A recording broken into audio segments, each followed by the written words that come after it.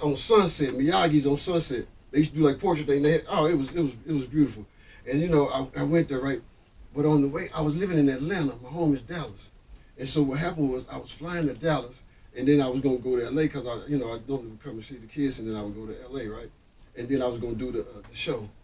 But what happened was I was in Atlanta and I knew I was going to be gone, so I was trying to take extra time. You know what I'm saying? I was flying standby. You know what I'm saying? So I said I can catch any flight.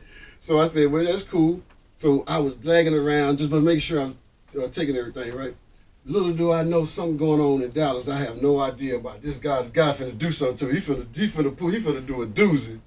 Okay, now check this out. I'm in the airport. I'm over there by the luggage. Everybody just got off the flight. I'm in the airport. Some white lady just walked over here. Man, some white lady just walked up to me and just started pointing at me, bro. She said, "It's you." She said, "It's you, bro." And you know when she's saying that, you know she kind of saying it kind of loud, and everybody looking around like me. I'm like, I mean, I wasn't looking like this at the time, bro. But I was like, I'm a criminal or something. But no, she said, "It's you, and everybody looking around like, no." And then she said, "It's you." She said, "God wanted me to meet you, and God wanted me to tell you something." He said, "God said He's going to use you." He said, God said He loves you. He's going to use you, and you're going to speak in front of a bunch of people, right?" Wow, bro, just blew me away, and everybody that was standing around looking. So now, guess what? Dun. And she said, "God said, what? Oh my goodness. You see, God said something to you?" "Yeah, God told me to tell this young man right here, who I don't know from Adam." Guess what? God said he wanted me to tell you something. But then this was the crazy part about the whole story, bro. You know, by this time, okay, understand. I'm doing the portrait. I'm going all the little portrait things. You know what I'm saying? So this was like my first time being in like Hollywood or something. You know what I'm saying? So I was geeked. I was feeling it. You know, and so. That little thing right there God just let me know. And then she said, my son from Oklahoma was driving to the airport to pick her up. She said, but something happened, but it's okay now. Something happened to his car, but it's okay. He got it fixed and he's on the way. Wow. So what happened was, while I was supposed to be on an earlier flight like I normally would have took, but I didn't, I ended up coming a couple of hours later. So I ended up getting to the airport later. So probably if I would have been on that flight, his car wouldn't have got broke. You know, his car wouldn't have happened to his car. But bro, I'm gonna tell you something. That was, bro, guys, that was one of them. God just hugged me, brother, and he just that was one of them cup pouring over. I feel your cup up pouring over, brother. And you can just, bro, it's so many times, so many stories, bro. I'm trying to get them out, bro. I'm trying to remember them, get them out, because there's so many. I be having fun. This is like therapy for me, telling people all this stuff. I love God, bro. I love Jesus, bro. Let me tell you something. We bro. These people think partying down here is something, bro. Heaven is gonna be a party, but it's gonna be like holy party. Yeah, brother, man. But I know you saw the brother. That Grammy, brother. Them jokers didn't even stand. Bro, I stand up for Jesus Christ. I don't care where I'm at. I don't care who around, bro. You know what I'm saying? Like, what's the worst thing they can do is they can kill you. Guess what? I died for Jesus, bro. Martyr, huh? They don't understand that. I mean, like, bro, this is war. We are at war. And they not going to understand. We've been at war since the beginning of time, actually. But they're not going to understand we've been in a real spiritual battle for a long time. For a long time. It's just like his brother. God told me one time, he said it's hard to swallow a big old lump of truth when you've been swallowing a whole bunch of Satan little lies for a long time. And that's what happened, brother. It's a story, and it reminds me of this story. They said about a frog, right? They said a frog, you can have some hot boiling water, and you throw a frog in there, he gonna try to jump right out. He gonna do everything he can to try to jump out of there, right? They said, but if you turn it down low and put it in there, he'll sit in there and he'll be comfortable. And you can just keep turning the heat up. And then what happens is you can keep turning it up because he done got so comfortable. He done got too weak to jump out when you get it to boiling, right? Wow. Imagine that. So imagine it's gonna probably take what, fire falling out the sky for it to get that hot, to get people's attention. Yeah, that's exactly what it's gonna take. Just like in what, Sodom and Gomorrah, because he won't do it like he did in Noah. He said, brother, like just like the days of Noah and Sodom and Gomorrah, brother, so shall it be in the end of days of man, brother. Yeah.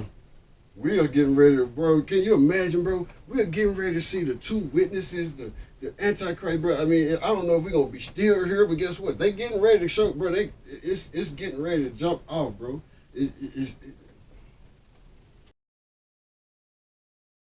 That's funny you said that.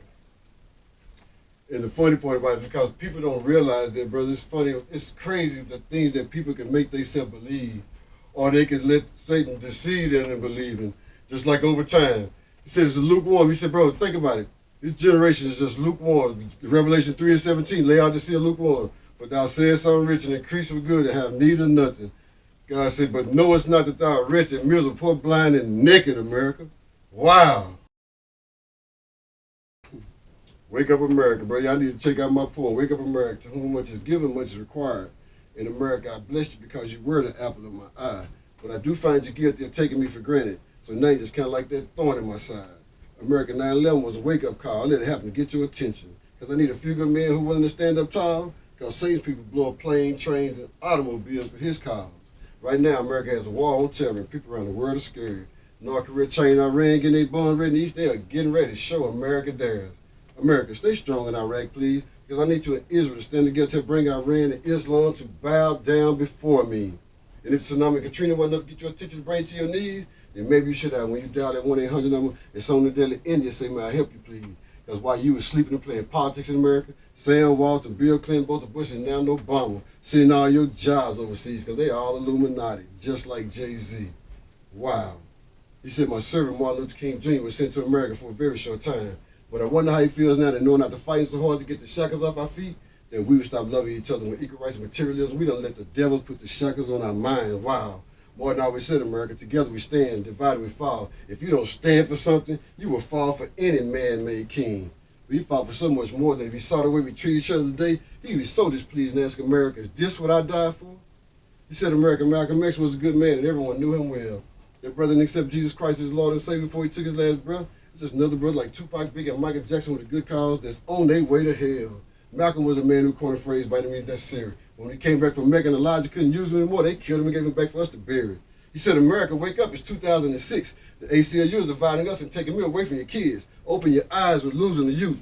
Generations growing up not knowing the truth. Because in school they teach evolution lies. You teach a kid to come from an animal, then you get surprised to grow up and act like one. He said because in school they teach evolution lies, but they won't teach creation the truth.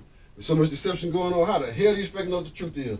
Drugs, sex, and rock and roll. There's a crowd of people. This thing called the BIBLE, basic instruction before leaving Earth. To it, there is no equal. He said, wake up, America. It's 2006. If you don't learn from your past 1929, the first Great Depression, you're doomed to repeat in 2009, the next Great Depression. America, you're still a great nation. But if you blacks and whites, Republicans, Democrats don't stop fighting each other, the devil gonna have you all back on the plantation. Why? Because the enemy's trying to destroy you, and he's doing it from within. Every white man ain't my enemy, and every black man ain't my friend. He's got you fighting the world's problem, America, when the real problem is your sin. Because back in the day when it was black versus white, we all stuck together. But now that we're all mixed and divided, why are we still fighting each other? He says it's too late to close your borders now. The enemy's already here. He said you ain't even trying no more. He says it's too late to close your borders now. The enemy's already here. Them Joe's over for years. What Clinton was in office, a Democrat. Want to learn how to fly an airplane. Want to learn how to take off and fly, but then want to learn how to land. Oh my goodness, who would? Ooh.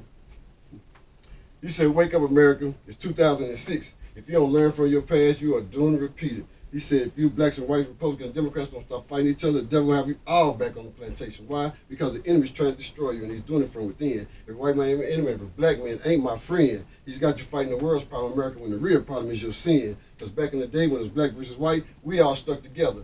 But now that we're all mixed and divided, why are we still fighting each other? He says, it's too late to close your borders. Now the enemy's already here.